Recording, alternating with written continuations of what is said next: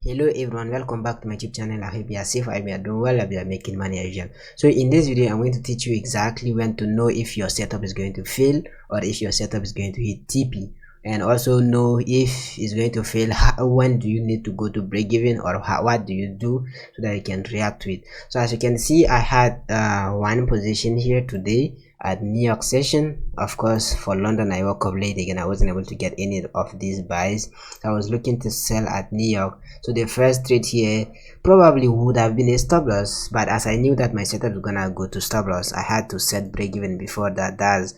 And you can see that price came, it took me out at break even, and then eventually it went to TP. Okay, it took me out and went down. So I wanted to take a re-entry here, but then price never came for the pullback to trigger me in and go to TP, so I was able to miss the re-entry. But if I come back to my Discord, you can clearly see that, yeah, you can see that I set break even and price came, took me out at break even. And if you see well, I clearly said that I don't feel the setup. Okay, so when I'm saying I don't feel the setup, is because I'm really sure that the setup is gonna fail. So let me get into the technical part now.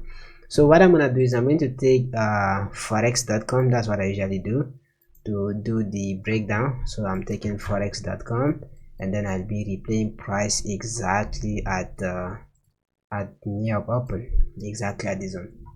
So when I replace price here, this is what I saw today. So I was looking to sell. The fact I wanted to sell is, if you look at the whole thing, we have this high. Do you see this high?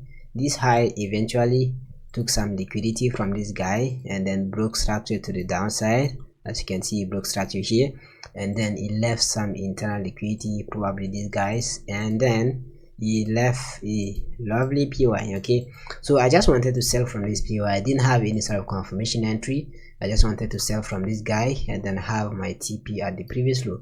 So this was my idea. In London, New York Open, I just wanted to see price buy, take out that guy, and then give me what probably is sell to the downside. As you can see, price came. Let me try to go to the 1 minute chart so you can see way better. Yeah, so price came, it started giving me the sell. So when I zoom in, I didn't really have some sort of change of character for a sell. So when price started selling here, I just had the sell straight away from that zone. I had the stop loss above this guy, and then when price will start going down, I think it went somewhere down here, and I start setting break even. And the fact that I really knew that this thing is gonna go to my stop loss, or the setup is gonna fail, is because there's one thing you have to know is, whenever you have a setup, okay, let's say that you have a POI, all right, let's say you have some sort of order block here, and then if price come to mitigate your POI, and then somehow price use that POI to create almost like equal lows and then start buying. So if I see price can mitigate my POI and then start buying, and it gives me something like this, right? So let's say you bought here and you have a stop loss here. So if I buy here, as price goes in profit, what I do is I straight away set my stop loss at break even. Why am I doing that? The fact that price created relative equal lows or equal lows with the previous POI makes me think that this setup might be failing, because you can see that price created liquidity. At first you only have a POI, and then price came and it created equal lows with the previous POI, and then what do you expect the price to do? You want to see price drop, take that liquidity first, and then buy. Okay, because as price created liquidity here, you want to see price come take that liquidity before buying. So when that happened, I expected price to take that and buy. So what I do is I either just close my position or I set break even. Sometimes it might also play out, but what I usually do is, in that case, if price is in profit, I just put myself as a break even. So if price come and take me out at a break even, then probably I'm not losing any money. So that's what I usually do. So if I come back on my chart, you'll see that's exactly what price did today. You can see that we have the POI here.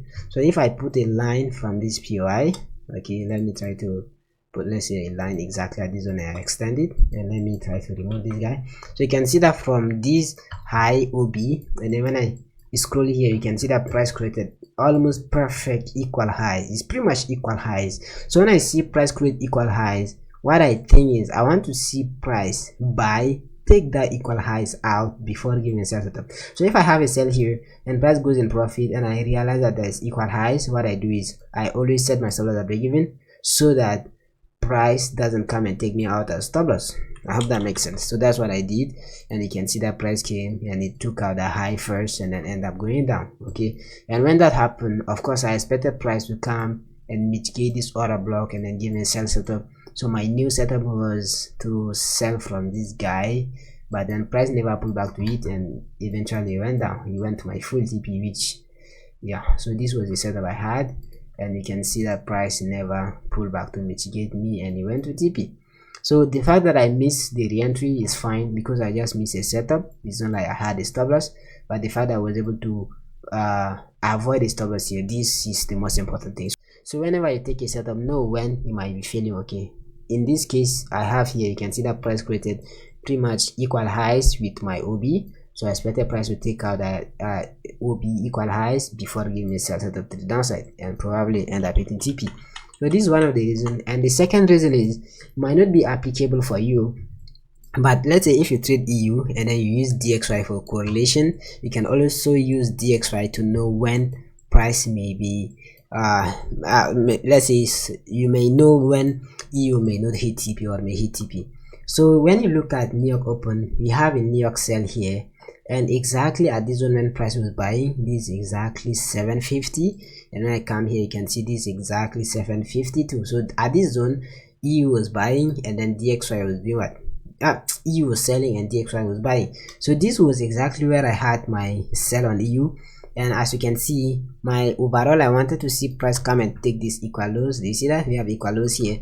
And you can clearly see that price missed to take the equal lows at first. Okay, when price came here, you see that he missed to take the equal lows. So if the equal lows was not taken on DXY, I would probably expected EU to be failing or the setup to fail, because I expected DXY to maybe just a buy for a pullback, but eventually sell to take out that liquidity I have, which are those equal lows, before buying to the upside. So if I have to make it again, you have equal lows liquidity that you expected price to take, but then he missed to take the low.